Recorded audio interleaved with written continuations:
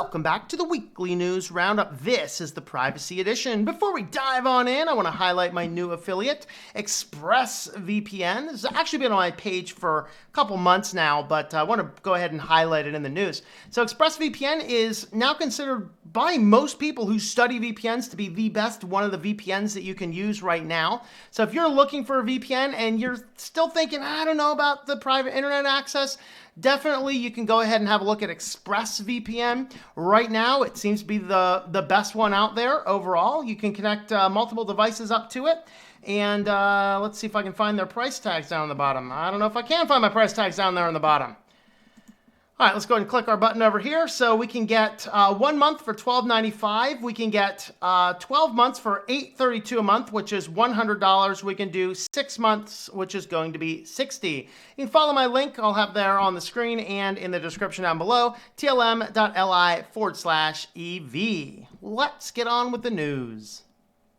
And today in the privacy news, we are going to start out with some good news.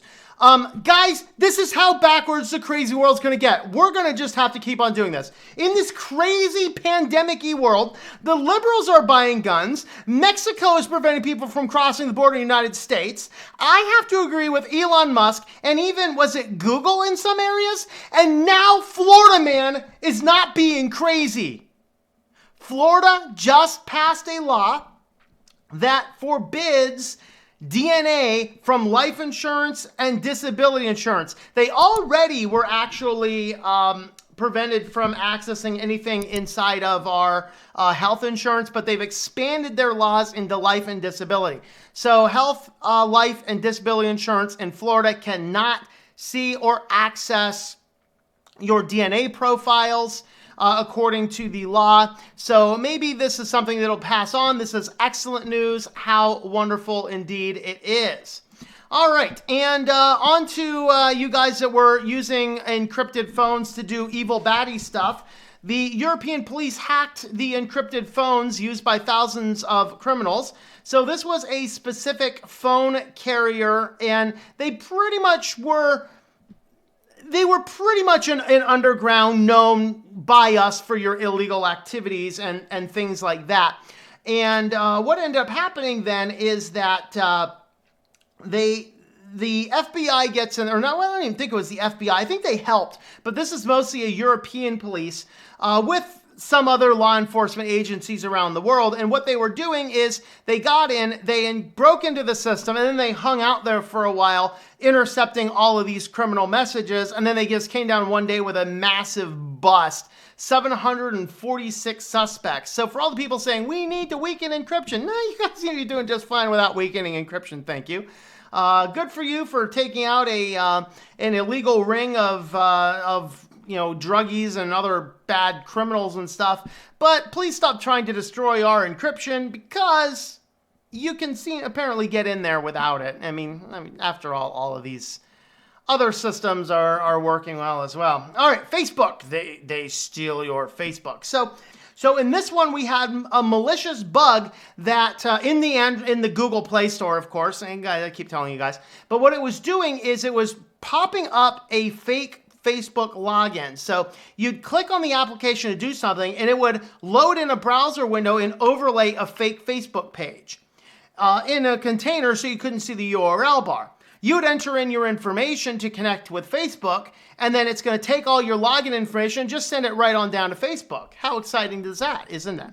And so now what ends up happening is that now all these criminals with all these different applications through Google Play Store, of course, are now able to access your Facebook accounts and do any types of things you have. Of course, the best thing, don't use Facebook. But also, hey, be very careful downloading stuff off the Google Play Store. Despite what they want you to think, it's not particularly good. My apologies, I mixed up that Facebook story with this Facebook story, where Facebook shared user data with developers it shouldn't have again.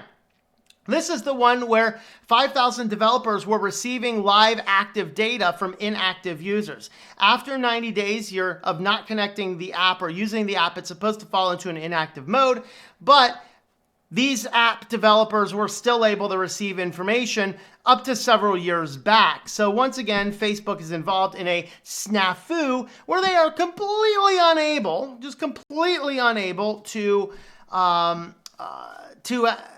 block the malicious developers from grabbing and using and all sorts of other stuff that they should not have been able to do. All right, all y'all from the Great White North up there in Canada with your Tim Hortons mobile ordering apps.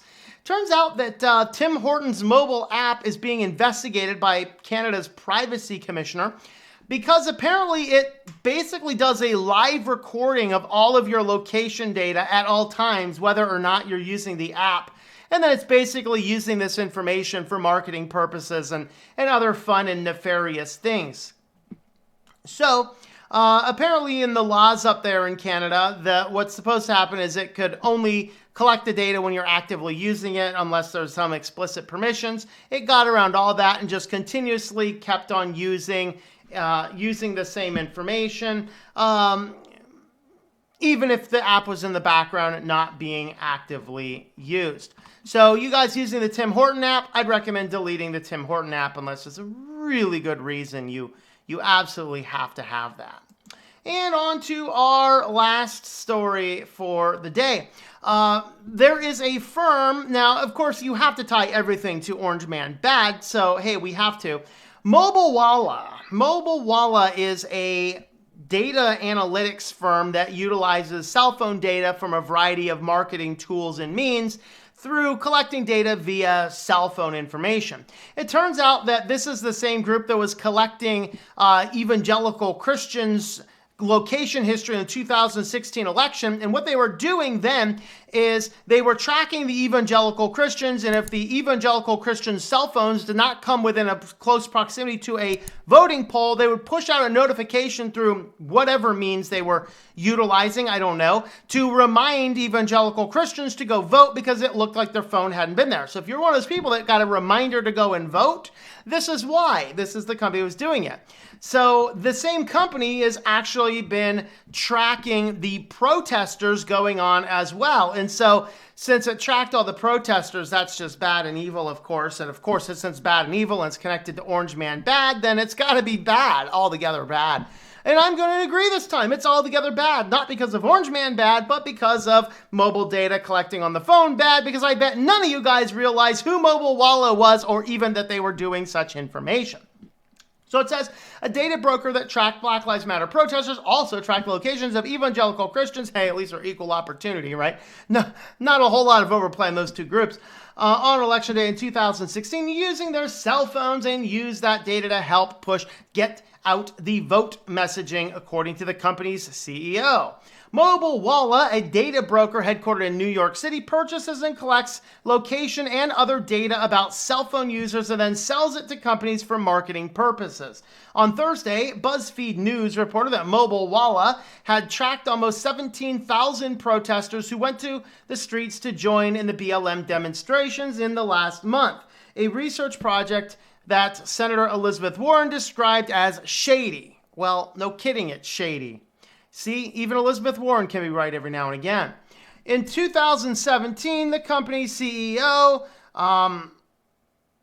Data, revealed another controversial project during an overlooked podcast interview. Data said Mobile Walla played a key role in the U.S. presidential election.